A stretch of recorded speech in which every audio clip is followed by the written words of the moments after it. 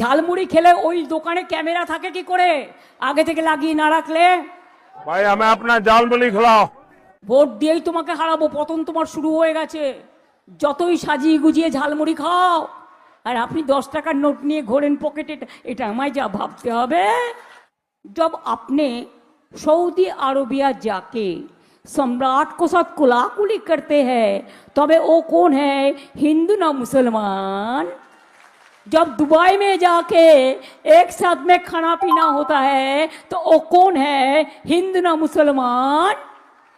যত কিছু রাজনীতির জন্য বাংলায় এসে দেশে এসে এই দেশের লড়াই করতে রবীন্দ্রনাথেরও যেমন অংশ ছিল, নজরুলেরও ছিল।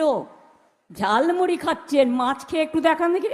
আমি তো আপনার ধোকলা খাই, আমি তো ধোসা খাই, আমি তো লিট্টি খাই, আমি তো চপাটি খাই। যার যা ইচ্ছে সে তাই খাবে। আপনাকে বাংলাকে যদি ভালোই বাঁচতে হয়, আপনার রাজ্যে কেন মাছ মাংস ডিম খেলে মারবেন?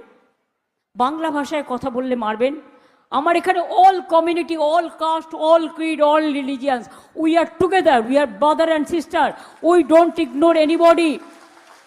কিন্তু আপনারা আপনাদের রাজ্যে বাংলা ভাষায় কথা বললে তাকে বহিরাগত বলেন, তাকে বিদেশি বলেন। এই তো সিস্টাররা বসে আছে, জিজ্ঞেস করুন, সব ভোট কেটে দিয়েছে। মিশনারি অফ চ্যারিটিজ, বেলুড় মঠে সাধুদের ভোট কেটে দিয়েছে, ভারত সেবাশ্রমও কেটে দিয়েছে, মতুয়াদের ভোটও কেটেছে, রাজবংশীও কেটেছে, সংখ্যালঘুদেরও কেটেছে। 90 লক্ষের মধ্যে জেনে রাখুন 60 লক্ষ হিন্দুর ভোটও কেটেছে।